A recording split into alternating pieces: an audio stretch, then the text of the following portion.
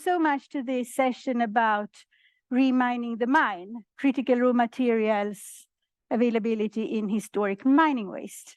And I'll soon leave the word to our project manager, James. But first, I wanted to show you what we're going through today. And afterwards, maybe some of you will disappear from the facility, some of us will. So please, afterwards, reach out to us online. You can get in, you will see there is more information about how to reach out in the end of the presentation. So we'll start with James, then I'll give you a short overview on opportunities and challenges. And I'm going to use examples from Sweden. We have done a lot of work. And then Daniel is going to talk about experiences from France. Jasminka is talking about mine waste in West Balkan and the potential there. And also we have Timo from Finland who is going to talk about secondary mineral resources in Finland and the Otanmäki tailings case. And so we thought we do all the presentations. You write down if you have any important questions on the go. And then we do together, we take all the questions. And then we have a roundup in the end. Hope that's good with you. And now I leave the word to James.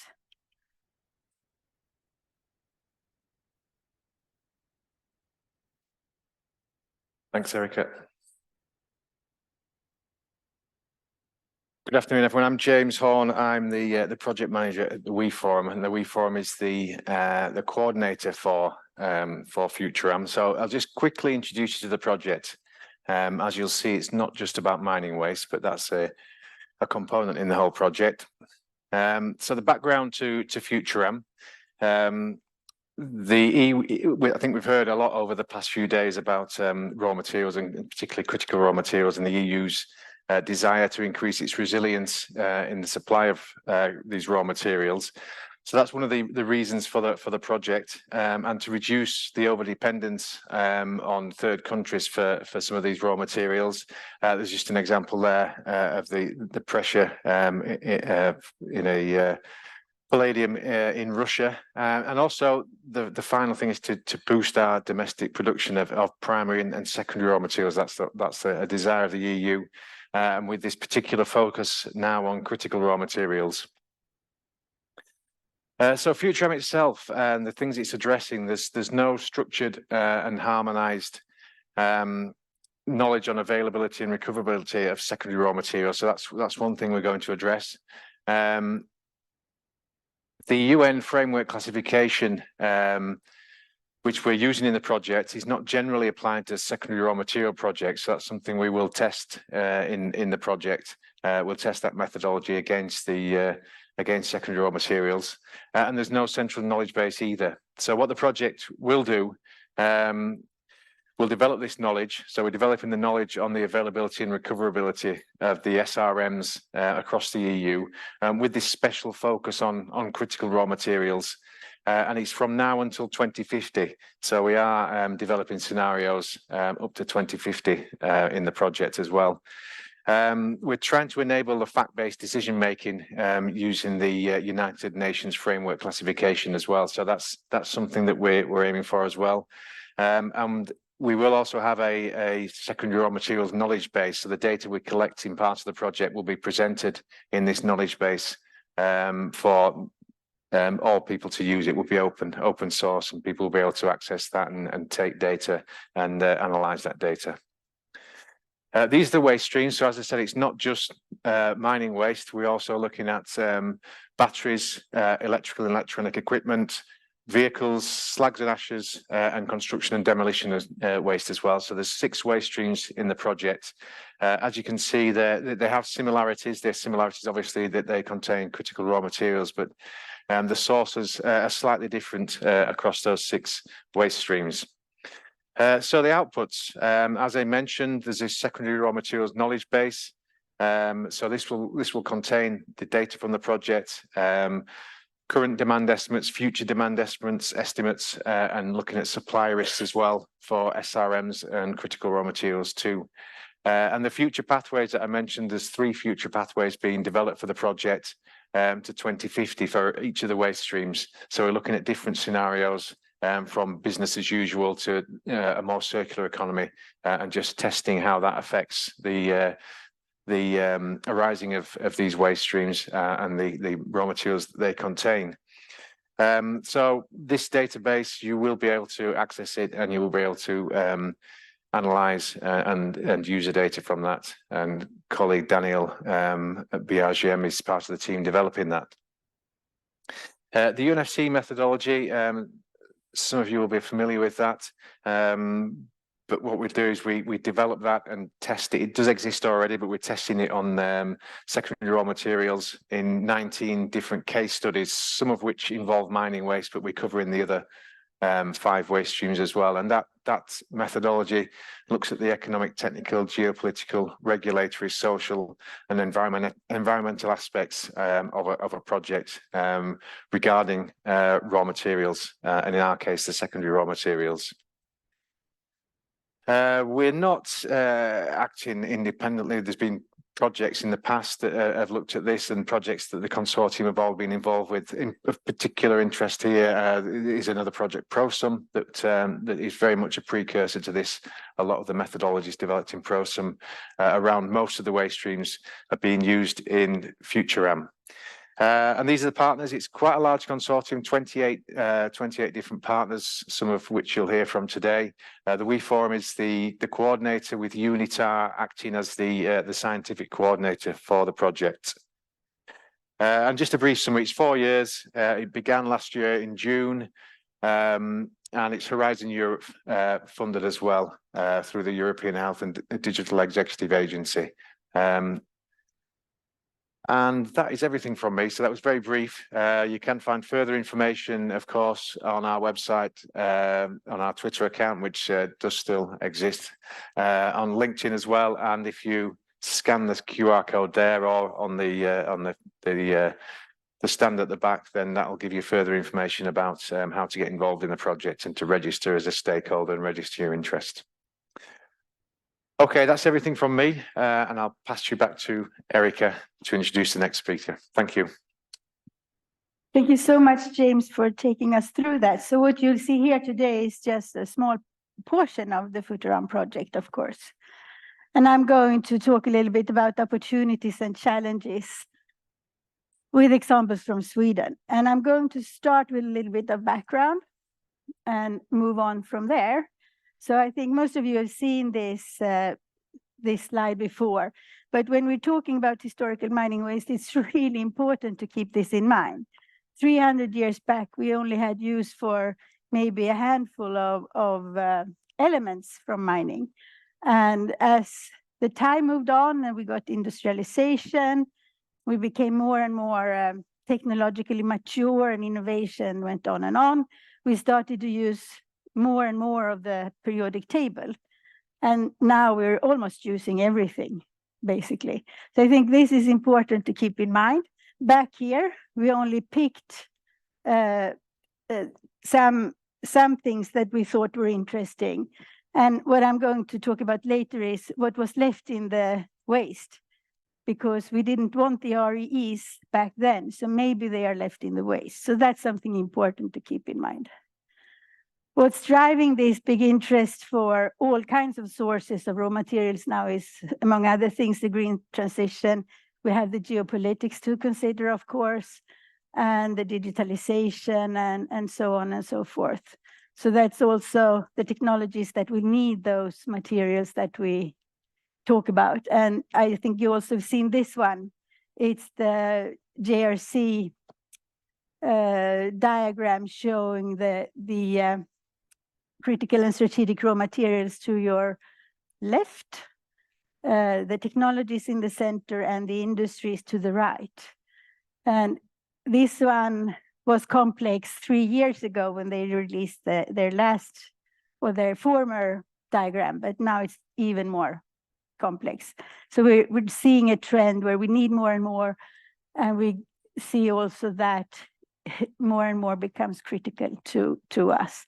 And this one is European, but you will see the similar kind of ideas if you go to the US or to China or wherever you go. So this is a global competition, if you like, but also collaboration.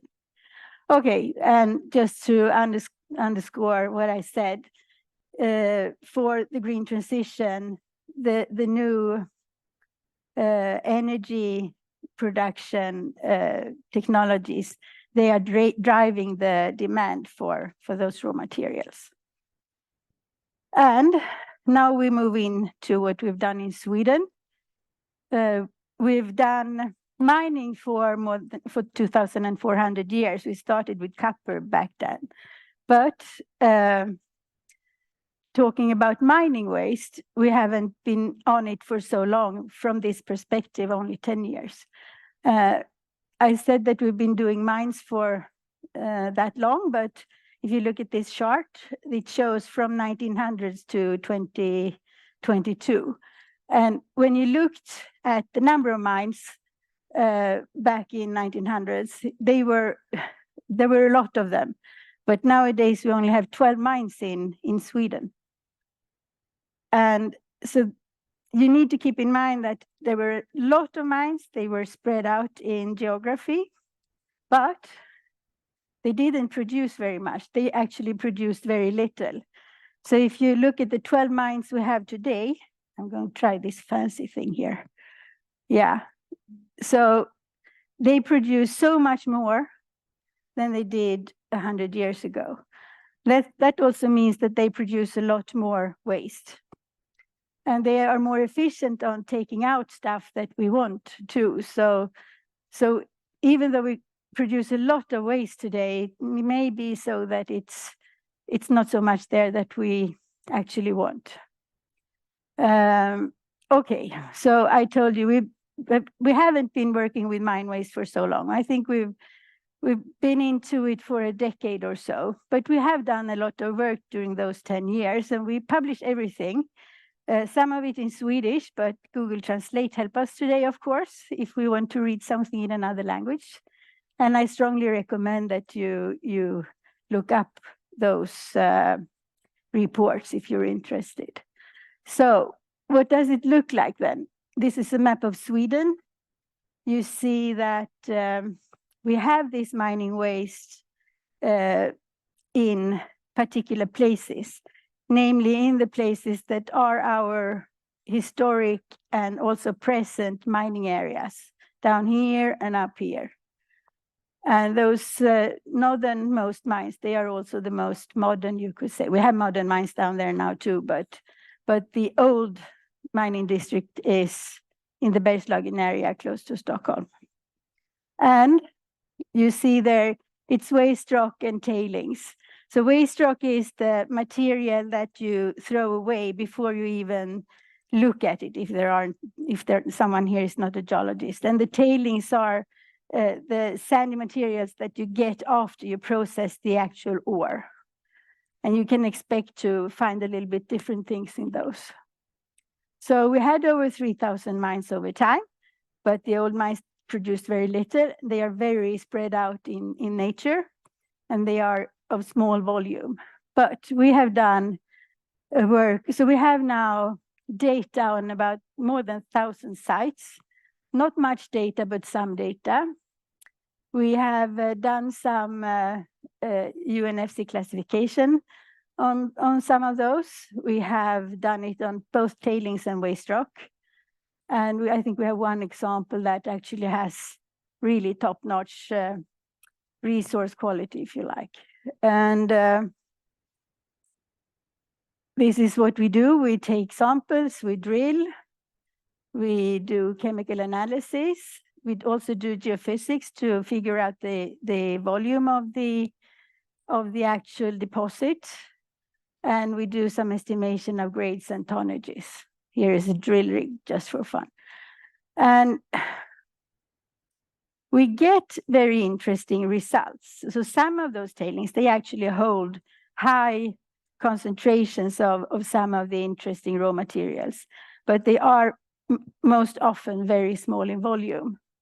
And also what we find is that a tailings dam can be of different generations, where you have had, if they were operating during several hundred years, you will see that the technological improvement on how much you could get out of the actual ore has improved. So you will see a layering in the dam, but also you will see that you will have material from a number of different mines in the same tailing. So it's quite complex. It's not as easy, and that's not easy at all, but it's not as easy as it is to go out mapping geology, because there is a much higher degree of, what do you call it? It doesn't follow nature laws in that sense. So you really need to be picky about sampling, and you can't only trust the geologists to go out and take samples because they will pick the pretty ones. So you really need to do this in a statistical way. One particular sort of mining waste that we have, and I think it's quite common in some other European countries, it's burned alum shale. And this alum shale, if you would mine it today, it would continue a lot of interesting stuff: uranium, vanadium, moly, and so on and so forth. But the waste is also has that, and that we have in quite large volumes in concentrated places. In other places, it's spread out, so it's not ideal, so to speak. Just to show you, of course we do, when we do the analysis, we do it on everything that's included in the array of the lab.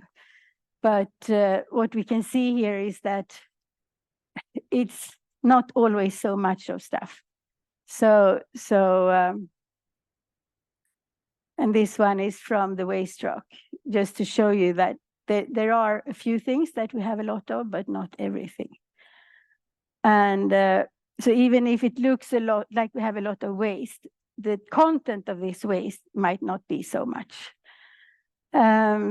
Just to show you, when you look at concentrations, you have differences between the tailings and the waste rock, which is natural because the waste rocks were taken out before they even went to the processing, and then in the processing, it could also happen that some of the elements will follow other ones out that you actually wanted back in the days. And then you see numbers for average crust.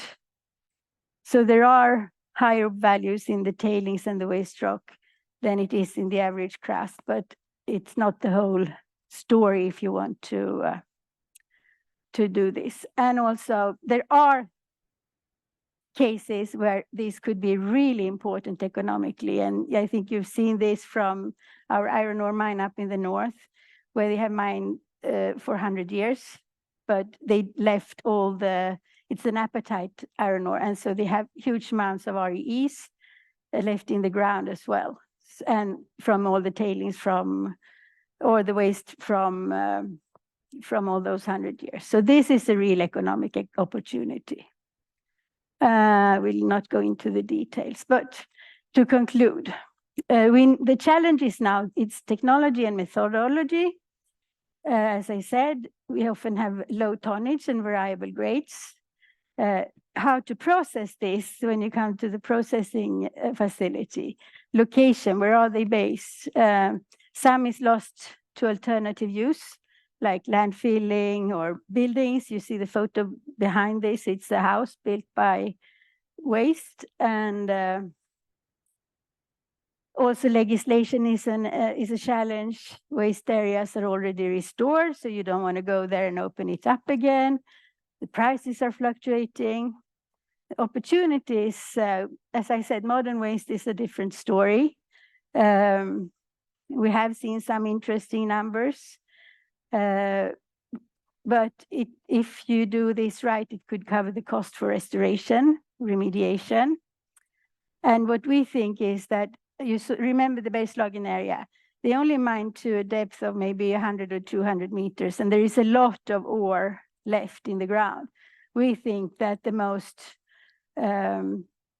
economically feasible way to go about this is to combine secondary and primary mining. But we need a lot of R&D, and we think that there are unexpected opportunities and challenges here. Okay. So next person on the floor, Daniel, you're going to talk about France. Thank you, Erika.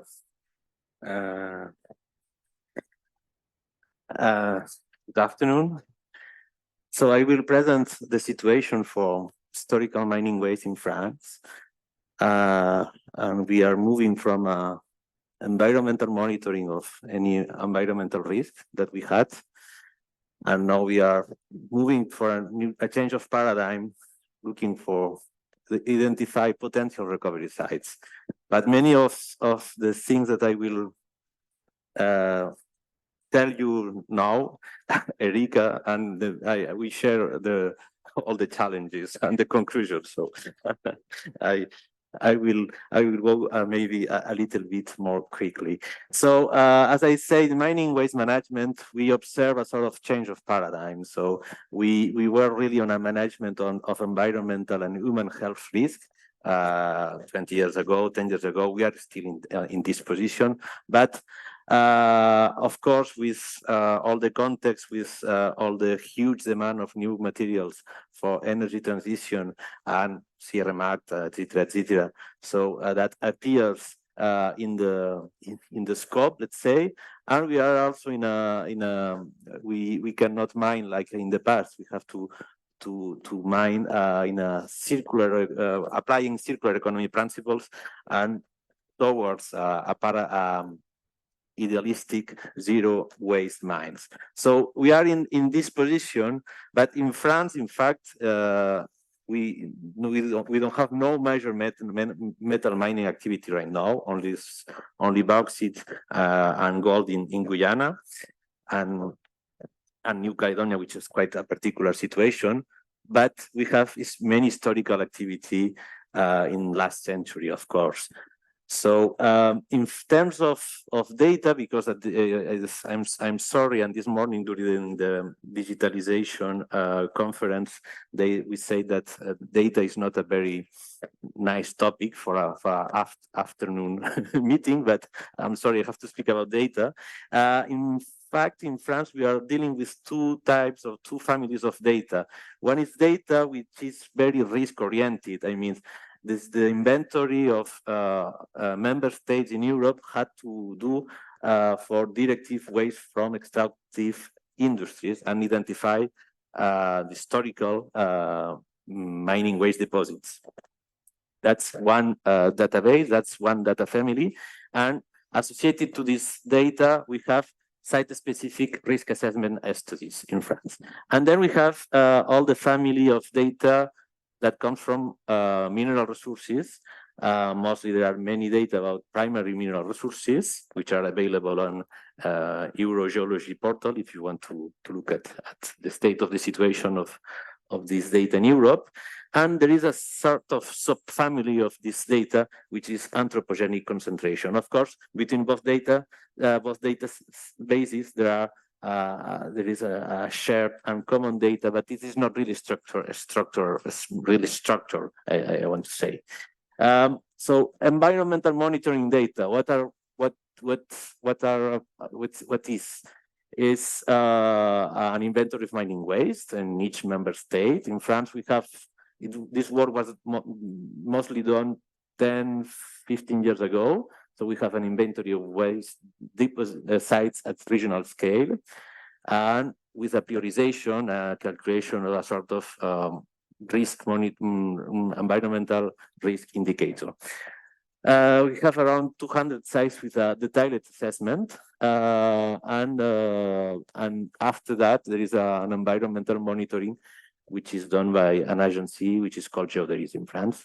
But the geological survey, we are participating to that.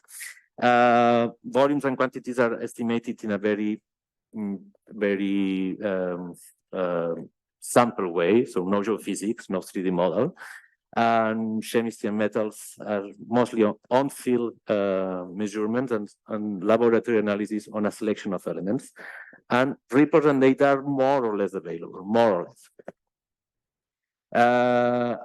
Then the other database is anthropogenic resources, so it's mostly mineral resources oriented, and it is called ARMADA, this database, and we have mostly the result of the exploitation of mines of mineral resources in France during the last century. So we can find that there is a big hotspots in areas without sedimentary rocks. So in Brittany, in the Massif Central, in the Alps, in Corsica, and also in the Pyrenees.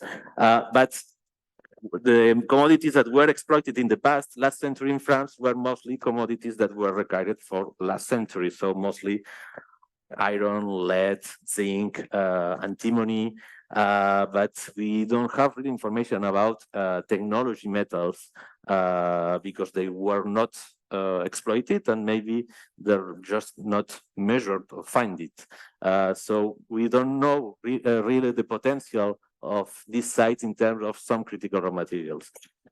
Anyhow, we have 900 sites in France, but only very, very few with grade or content information. And that's something that we are working in the framework of FutuRaM. We are compiling more data from environmental monitoring to fill data in anthropogenic resources. That's the work that we are doing in this moment.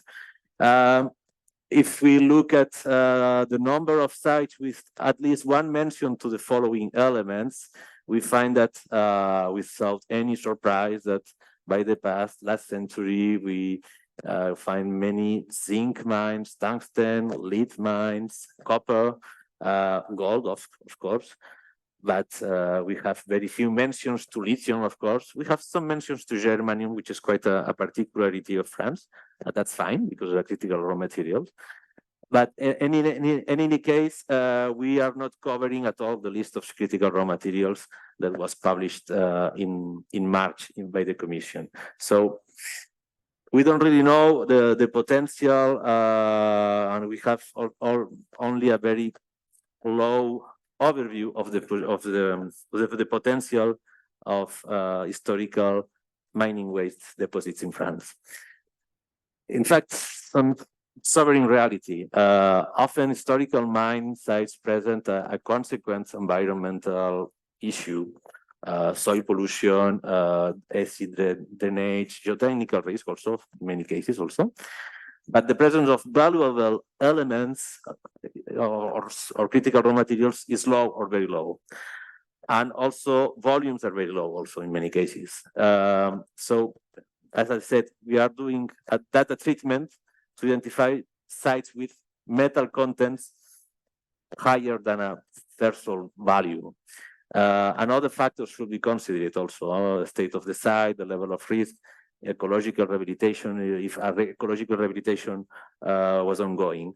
So in reality, we have many sites with important environmental problems, but in fact low content of potential interest metals. So challenges to assess critical raw material in tailings. As I said, all like mining activity in France was mostly for 20th century metal needs. Few FutuRAMs of the list are identified with the present data in France. However, we have almost 400 tailings of lead and zinc mines in France. What about the presence of connected substances like indium or germanium or gallium? We need to measure that, and we are working on that. We have also to understand the history of the mining, the exploitation, the geology, and what was done by the past. So maybe we have to put in place also predictivity tools. There is a need to rebuild a sample mining waste catalog and analyze it in laboratory, but focusing only with quite potential interest sites with low values, with low volumes is not really interesting. What's the perfect case study? The ideal case study for a recovery project should be something like a balance between environmental problems to solve and environmental problems already solved, with, of course, if it's possible, the presence of critical raw materials in a consequent volume and grade, but also are associated to problems already solved. If a mining waste deposit has been rehabilitated and there is ecological restoration, etc., of course, social acceptance of this kind of project will be very low. So that has to be also taken into account. So for this kind of balancing with these many criteria, of course, UNFC system appears to be a good tool for that. So towards a real metal recovery mining waste in France, okay, maybe it's too early for that. Presently, there is no industrial mining projects focusing on metal recovery, but the projects are mostly research and development projects catch the attention. There are some Horizon Europe projects, FutuRaM, AES project, also a project which is called Tarantula, and also French funding projects, CMU and Varta, focusing on germanium, indium, and tungsten. So yeah, the research and development is increasing in interest for that. Of course, we need symbiosis between projects and shared data, and pending questions about legal aspects, land ownership, etc., which is very site specific, but has to be also taken into account. Next steps, yeah, we need to fit the anthropogenic resources database with new data. There's a question also of which accessibility for such database. That's an open question. We are working on data treatment and sample analysis. UNFC evaluation, for the instance, as there are no projects presently, all these projects are non-viable projects, for the instance. But yeah, last question is develop recovery technologies and processes to recover critical raw materials and treat pollution. We have to do both things at the same time: treat pollution, recover these sites, and if possible, recover critical raw materials. Also, in terms of an economic point of view for these depollution operations. And that's all from my side. Thank you. Thank you very much. So much, Daniel. And our next, our next speaker is Jasminka. There you are. Thank you. Welcome to the floor. Hello, everyone. I will continue to provide us with some information from West Balkan, and why I was focused on this area is because the West Balkan was important source of based metals such as lead, zinc, copper. Albania was important producer of chromium, but also some prestigious metal like gold, silver, palladium, and other. In the past, from most of the mines were extracted only one or two metals, but they are in reality very rich polymetallic mines that usually they weren't considered in the past. The countries that include West Balkans are Croatia, Serbia, Macedonia, Kosovo, Bosnia, and also Albania. You see that those countries don't have the really big GDP and very low population. And is it going severely going down? That means that it's a really bad situation in this part of the Europe.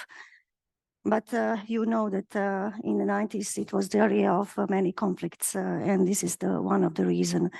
But it's not the reason that we should forget this part of the Europe, because it's very rich with the secondary raw material, which is classified based on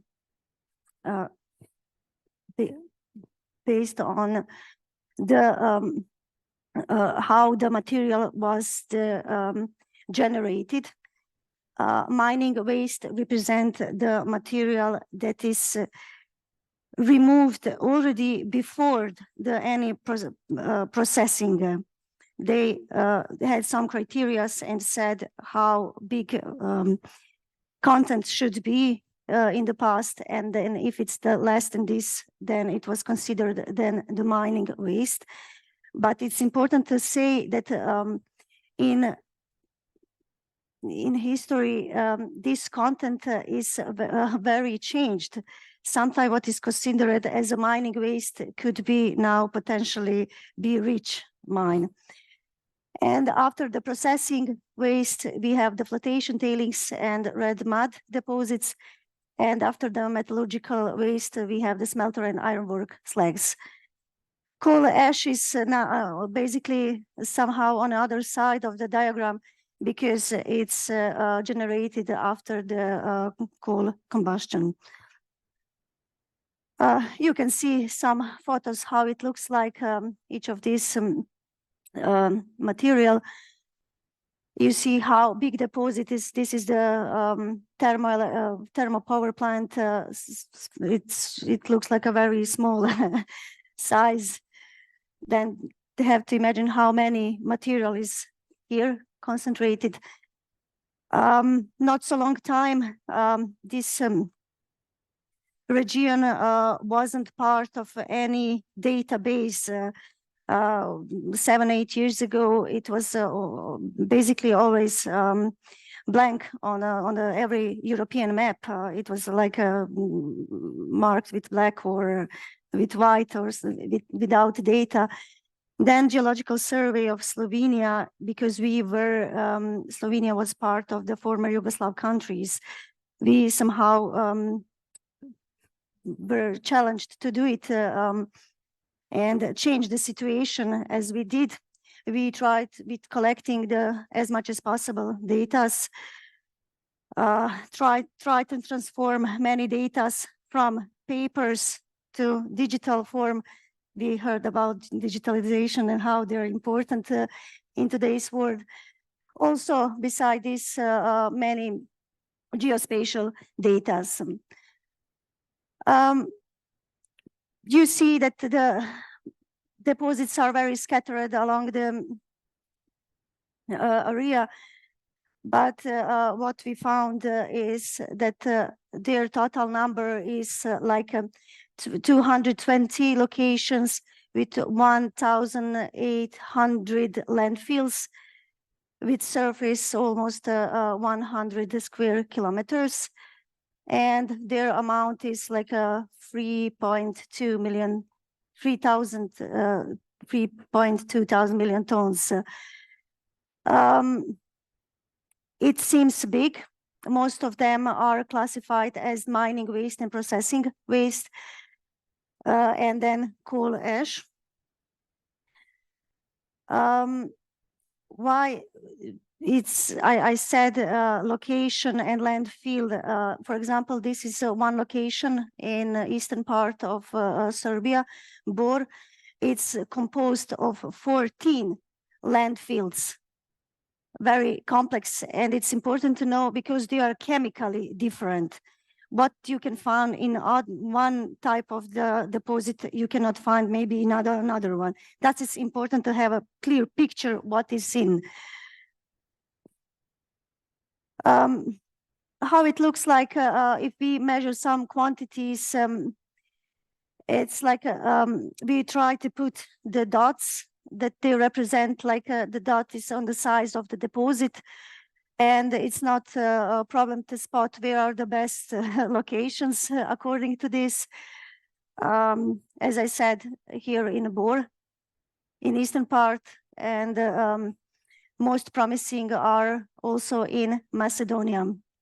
You see that we try to sample on the different ways. Sorry, I was too. Oh, this wasn't. Oh, can I go back? No, no. How are you going back to presentation? Yes. Okay. Sorry. Here you can see that we try to sample on different ways.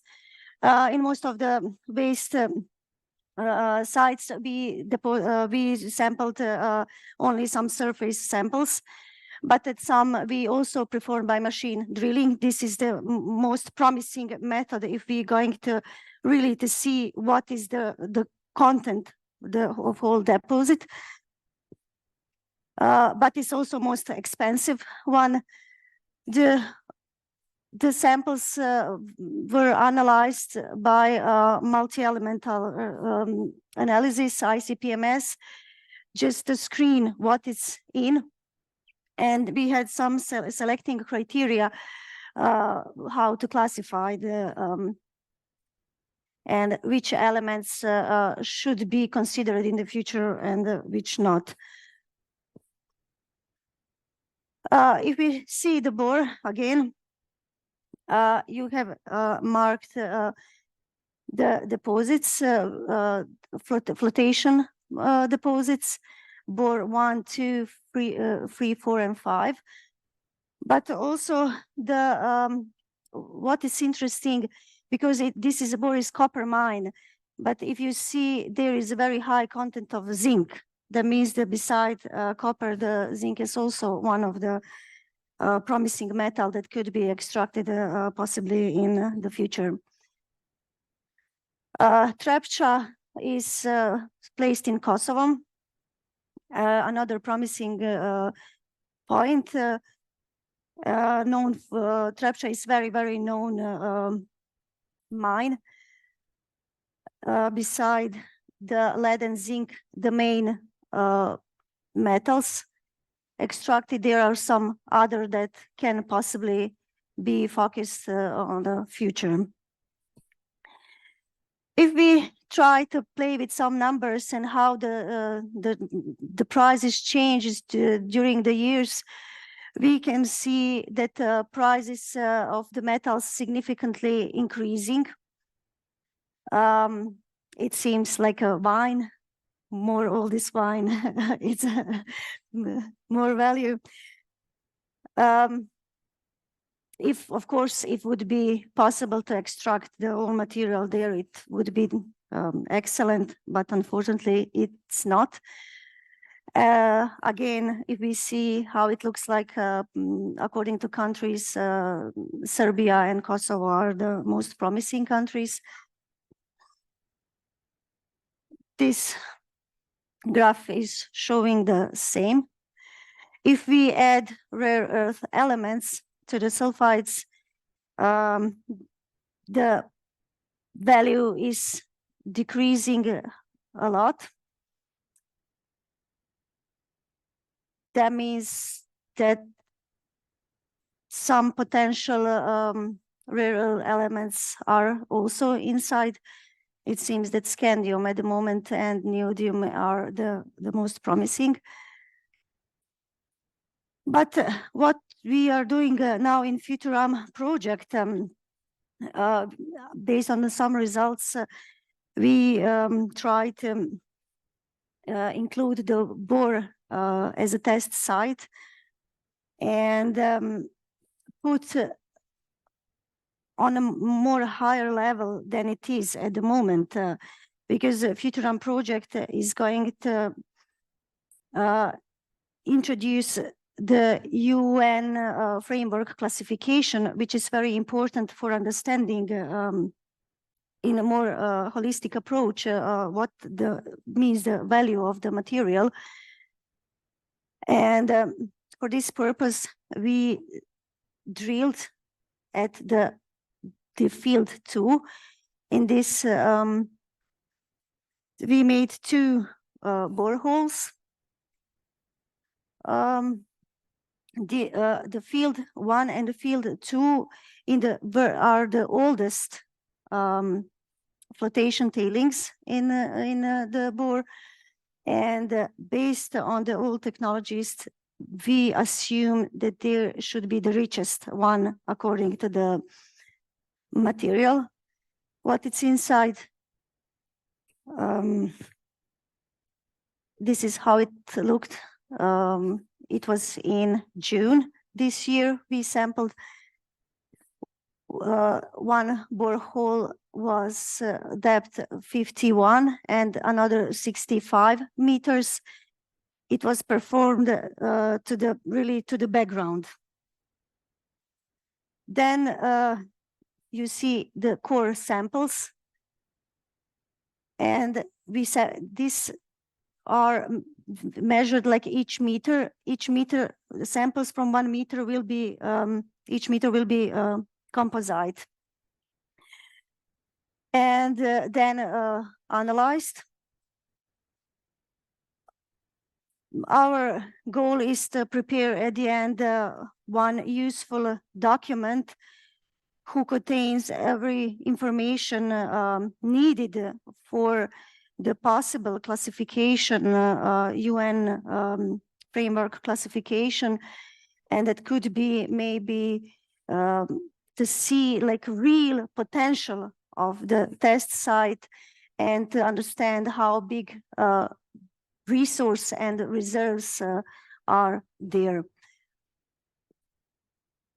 I guess this experience is very important for all of us at Geological Survey, but and even broader, because then we can understand how to classify all these deposits in the future and how to focus on their extraction.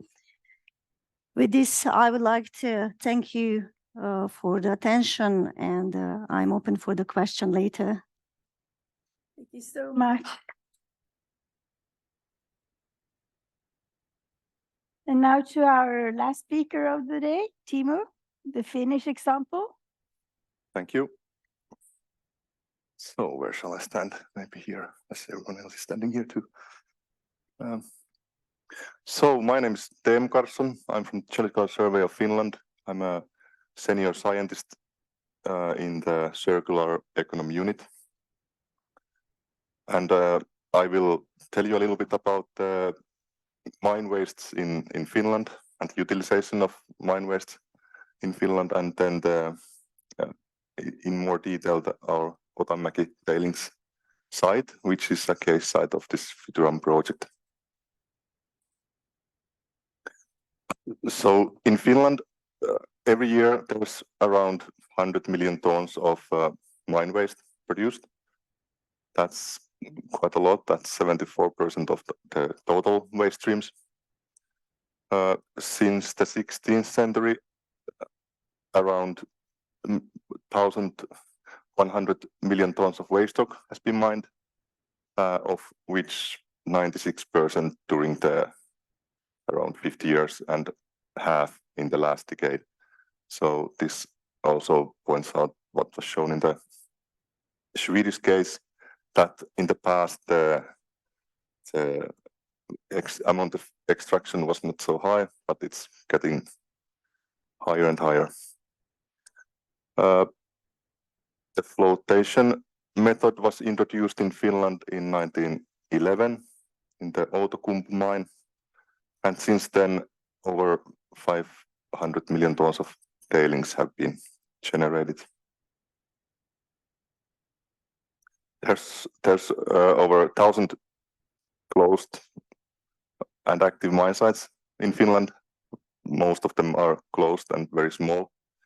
I think most, if you were walking in the forest, you probably wouldn't recognize it as a mine unless you're a geologist. There are some interesting sites, as an example, some of the biggest, I would say, with around 10 million tons of tailings, and then a few smaller one, but a bit older. And you can see that there are some interesting concentrations of critical raw materials like nickel and copper, some cobalt, and so on. But these concentrations, they are very uncertain. Basically, they are just based on few samples in most cases, when we have been doing some kind of environmental studies before. So it's not very... In general, the resource potential is understudied in Finland. There's few cases that have been a bit better studied, and Otanmäki is one of the best ones.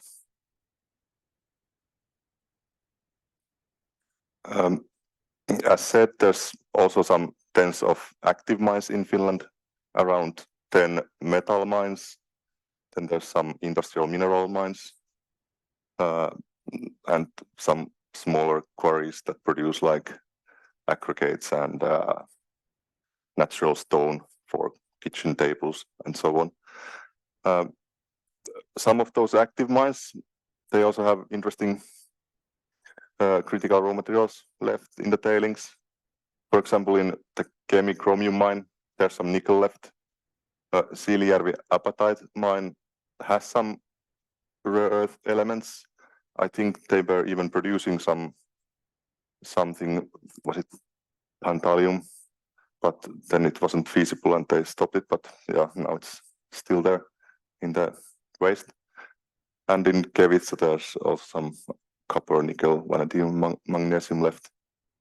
Of course, if it were easy to take these elements out, they would be doing it.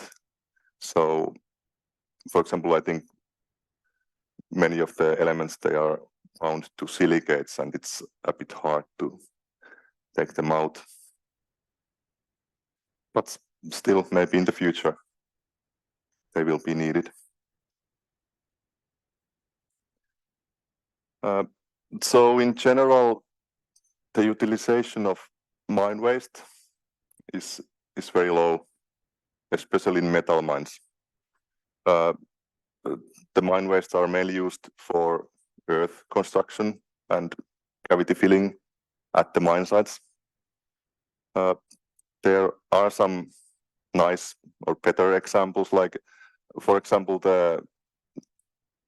at the limestone quarries of the Nordkalk company in 2021, they utilized 95% of all extracted material. But of course, limestone deposit is in environmental sense much more easier to use than some sulfide metal mine deposit.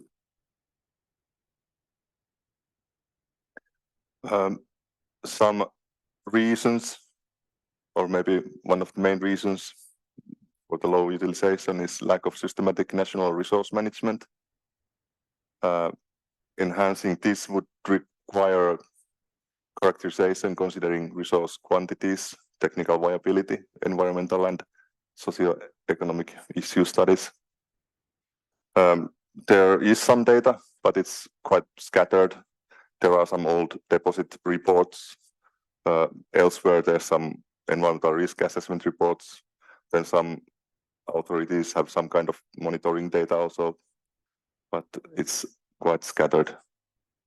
But we are working on it in this FutuRaM project, and the idea is to have at least the most interesting mine sites in a database, in our GTCase mineral database. So now, if you go to our website, there's this map service where you can see all the primary deposits. The idea is that hopefully very soon all the waste sites will also be there, and from that database, the data will be harvested to this FutuRaM database also. Some other reasons for low utilization by Kinnunen et al. Value chains to support the use of side streams are lacking in mining industry. And if technical use would be possible, the logistical costs or environmental impacts might be high or risky. For example, quite many mine sites in Finland, they are far away from bigger cities. So if you have to transport waste rock for earth construction, it's not very feasible anymore after some tens of kilometers. So a few words about the Otanmäki mine, our case site. It's a closed mine, iron vanadium mine, which was active from 1953 to 1985. And during that time, 33.1 million tons of rocks were extracted. Of this amount, 25.5 was ore, and after processing, 11.8 million tons of tailings was left and is now sitting in the tailings facility of around 145 hectares. And it's our case that because currently there is some plans to remine the tailings and also maybe at some point reopen the old mine also.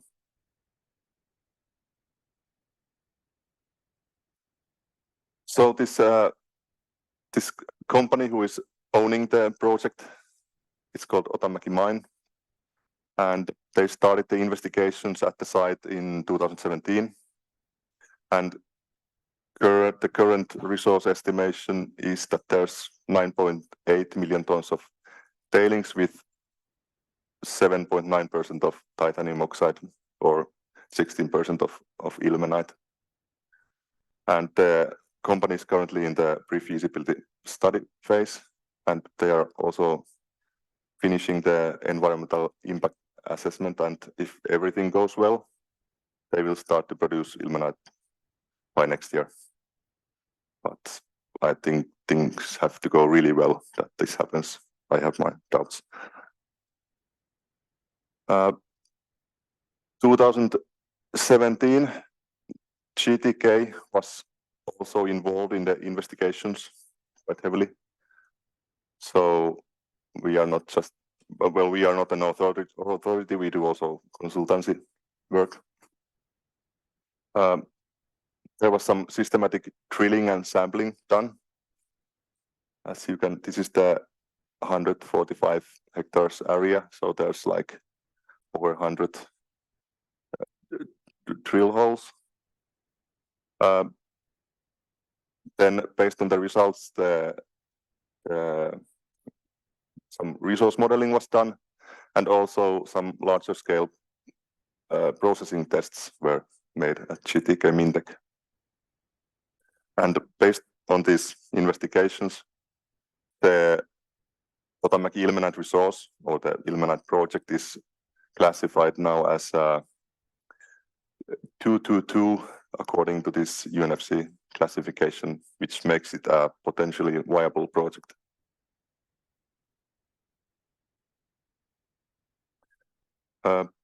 So what are we doing? What are we actually doing in this project at the site? One thing is that we are testing and comparing 3 different sampling methods: auger, split and spoon, and tube samplers. The original work or the previous investigations were done with the auger drill. So we want to see if there's some differences between the methods and if the previous investigation was reliable. Second thing is that we want to investigate and model in detail a small area of the tailings facility. Last May, around 45 drill cores were drilled with quite tight spacing. And the objective of this study is also to see if the previous resource estimation was okay. Then we will document the whole case, that how were the investigations done and how was the classification achieved. And we hope that it will serve as an example for future projects. Thank you.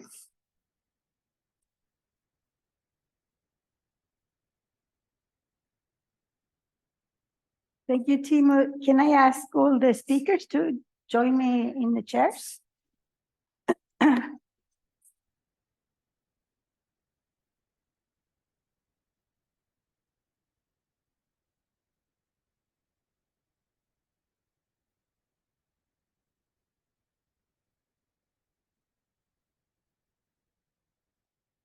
So interesting talks from all of you, and I think there are a lot of similarities across the countries in Europe. Do we have any questions from the online audience? Not yet. Okay, so I can start with a question, and you are allowed to answer yes or no. So do you think that historical mining waste is going to solve the secure of supply for critical raw materials for Europe? You have to speak up. No, I think not. No, Daniel, no? no. What do you think? It might, but maybe it's still not enough methods for extractions developed at the moment. But if we see how the prices are increasing during the years, I believe that it could be interesting in the future to focus on this. But also, since we have no enough information, I believe it's difficult to say yes or no. So you say maybe. Maybe, yeah. Yeah. And what do you think? Not on its own. So what would you think are the main bottlenecks to make this happen? Daniel. I think that it's mostly, but I said no, but maybe it's maybe. I would say mining waste recovery can contribute to material demand from Europe, but won't be the solution or the only solution. I know, I think that one of the biggest problems that maybe we have, at least in France, is that we don't really know the potential first. And then even if we find a site that it is really okay, we think that there is a potential, etc., but then who is find investors? Of course, all the legal aspects which are not really very evident in terms of land ownership, past historical mining rights, if it is public, this domain or not, there are many things to consider in the. So it is. I want to say also, it's not in the short term. Also, that takes time. I think that we say that to open a new mine is 17 years. I think that to recover a mining waste, that's maybe it's the same time. I don't know, but it's complex. An educated, yes. Timo, do you have any thoughts on this? Well, yeah, Bottlenecks? main bottlenecks. Well, the concentrations are still quite low. Of course, we don't have too much data, but still it looks like that it's not that great business. So if you just stare at some certain elements that you want to take out only copper or that kind of thing, it's not feasible. We should have more information about the waste and maybe see it as a whole. That could there be some other minerals that you could take out? Is there some kind of like environmental impacts that you would need to solve anyway? So it's kind of like would solve that at the same time. So yeah, more information is needed. If you look at all the waste streams that we have in FutuRaM, can you see similarities between mining waste and the others, or are the others easier to sort of explore? Yeah, I think certainly batteries, vehicles, and e-waste have similarities. They're post-consumer generally. They're collected. Is the challenge in the collection of those items, but also making it viable to extract the critical raw materials, because they're not collected specifically to extract that at the moment. It's the valuable metals in there that make it viable for these products. And mining waste, I think, is very different from that, and probably more similarities with slags and ashes, maybe in some respects. Yes, because they are concentrated somewhere. It's not slags. It can be also a sort of landfill. So there are some similarities with mining waste. Do we have any questions from, yes, back there? Hi, hello, Fernando here from the GRC. I just following up the first question, just I want to ask your opinion about outside Europe.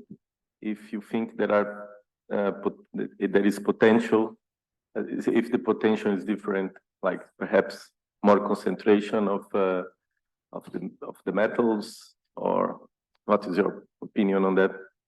If outside of Europe there are more potential sites to explore than in Europe.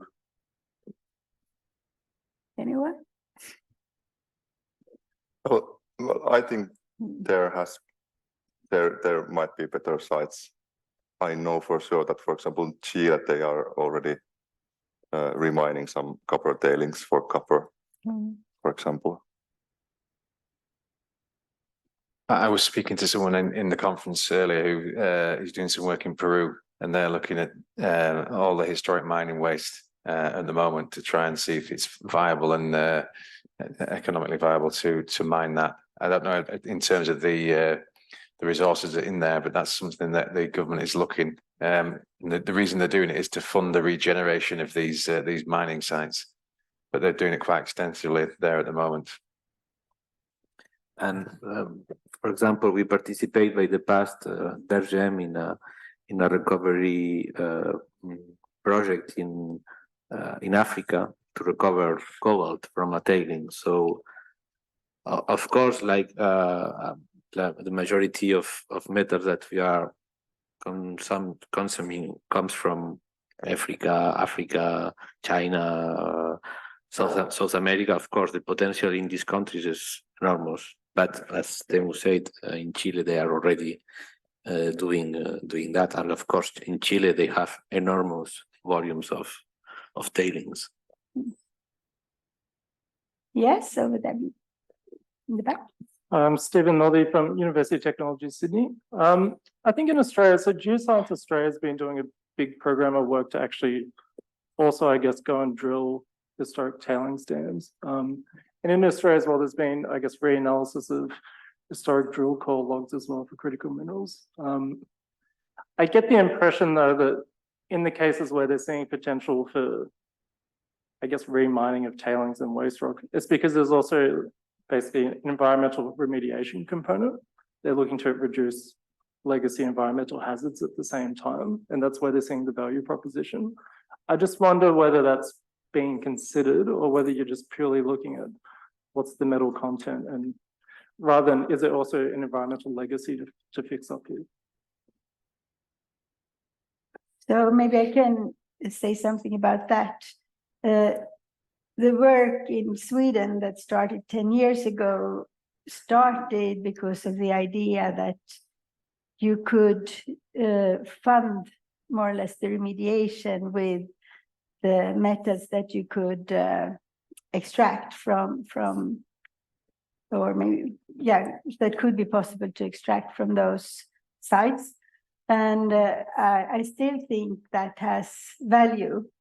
But the panel touched on something that I think is also really important, both in primary sourcing and secondary sourcing, and that's the prices of raw materials. And sometimes they are like going up, but more often they are quite volatile. So how will you, so it's already high risk business to invest in exploration and mining. So how will you get someone to invest in something like this that, as of now at least, is almost even more risky? And I know there have been discussions on different levels on having joint partnerships between state and private operators. But I haven't heard if it has happened anywhere yet, but that's an ongoing discussion in many countries and on EU level and so on. Do you want to add something? As I said, yes, it's a sort of balance. For example, if you have, I have in mind, for example, in France, where they invest on a rehabilitation of a tailing, an important amount of money for rehabilitate that. So of course, 10 years later, if I came there, I want to remind, they will say no. It's normal.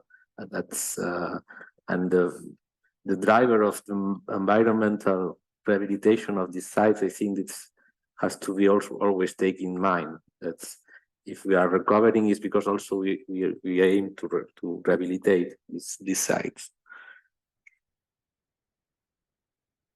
Yes. My name is Marcel Vester. Thanks for your presentation of your research. I would like to get back to your first question. There's clearly, if I may say, there's a maybe or no, it will help to bring something to the supply, but I still don't have a quantity on it.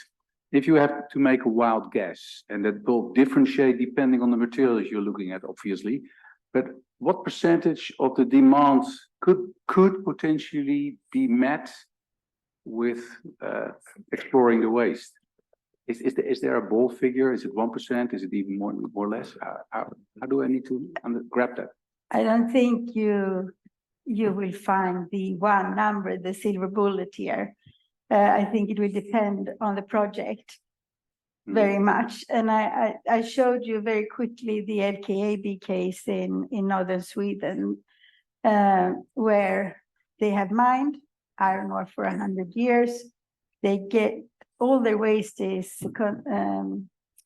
containing a lot of rare earths, phosphor, and they are actually working on open up a line to take out the rare earths, the phosphor, making gypsum and so on. And they will be able to make money out of that because it's such large amounts, but they will take the falling waste and do that because of the legal uncertainties about the historic waste. And also they found, or they published a totally new finding underground with huge amounts of REs. But they won't be able to develop that maybe in the coming 15 years because of the permitting situation. Anyhow, before all of that was published, they declared that if they can extract the rare earths from the falling waste, they will be able to cover 30% of Europe's needs of REs yearly. And that's a game changer, I think, because if they manage to do that, they are not sensitive because they have the cash flow from the iron ore, and they get quite a premium because they don't just produce the ore, they do pellets that are quite nice when you're going to use it. You don't need to you don't release so much CO2 and so on. So they earn a lot of money on the iron ore, and they can do this without being. So the other big producers, those who have the 90% or so, they have the power over the market and can manipulate prices, and they have kicked companies off the market, like Mountain. What's it called in California? Mountain Pass. Mountain Pass. They had to close because of this price war. And they are maybe coming back now. But if LKAB can manage to do this production without being sensitive to prices, that will open up the floor to other producers as well. So, but that's a really lucky case. And it's a huge volume with quite good concentrations, and not all waste material is like that.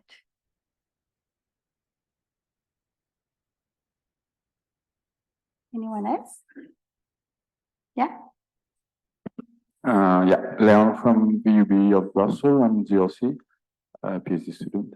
I had a question. Since some of the waste flow happened after the commission/grinding process, and since this process is part of big share of the cost sometimes because of its energy demand, can we still use this waste? Are they still like fine enough in grind?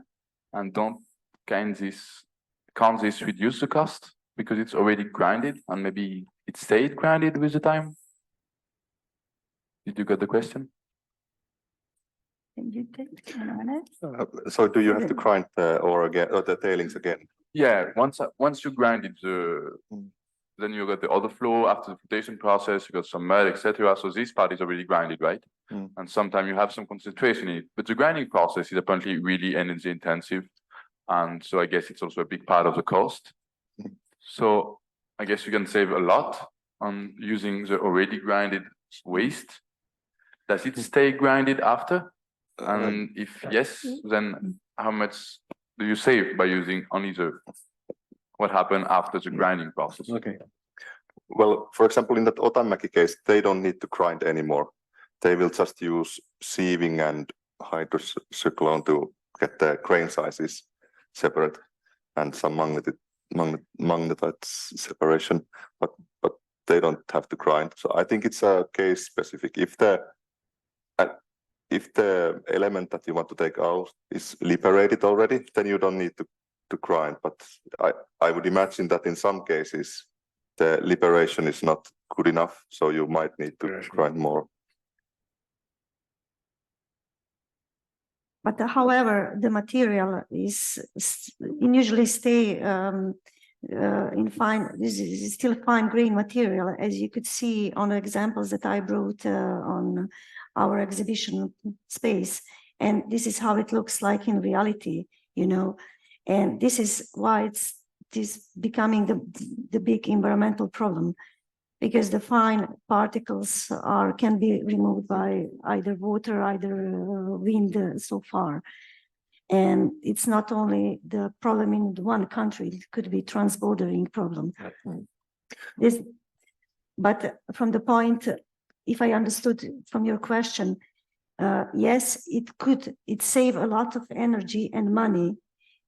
You don't need to mine, for example, especially if you have the underground mining, and take this again on the surface. You don't need, this is already on the surface, and it's waiting for the processor or to do something. Yeah, it is. Also, it should be accounted like an added value when we use this material. It's not only the metal content, but also the environmental and social aspects should be considered in this.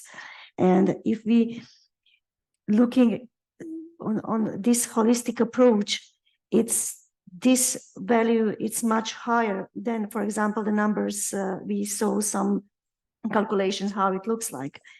And if we're talking about the health, people health who are living in these areas, this should be the priority top for the governments to save this, because they are exposed to this material. People, animals, plants, everything is contaminated. People live there, they eat the plants, they drink water, and it's constantly, their health is exposed. I mean, they're exposed. I continue. My guess is that in many cases, you don't need to grind, but maybe the element is bound to some silicate and you need to like leach or do something like that. And that could be one bottleneck that it's quite not so easy thing to do. But yeah, considering all of this, so the cost benefit assessment, if you take in account environmental, like the place is already, let's call it destroyed. It's dangerous for the environment, for the human downstream. Some processes have already been done. If you take in account all of that, is there a study that take in account all of that? Is there a way to understand if maybe it's not even just, way more worth it than we think because of all this. So I impact. think you need to do due diligence on each and every project to answer your question. It's a really good question, actually. But you need to really look into the numbers, because unless you go into a partnership between the state and the company to do this, you will really have to make sure that, and also it's a risk in itself to mine those tailings and waste rock piles, because you start to move around things. Yeah. So you need to take really good care when you do such an operation, and you need to be sure that the costs for the operations, including all the safeguards you need for environmental impact, are covered somehow from the metals you sell, from the money you could get from the government, unless you have a former operator there who is obliged to pay their part and so on. So I think it's an extremely important question, but I think we're only in the beginning of a journey where we need to make a lot more work. So maybe we could end there, and I leave the final word to you. Okay, thank you. Yeah, there's the final slide maybe with the contact details, but thanks to colleagues, the geologists here for their interesting presentations. FutuRaM, as I said, it runs for the next 2.5 years, so there's a lot left in the project, and it's a broader scope than just mining waste. So please do. We're still at the stand for the rest of the day, so if you want to come and see some of the mining tailing samples that we have there, please come along and talk to us.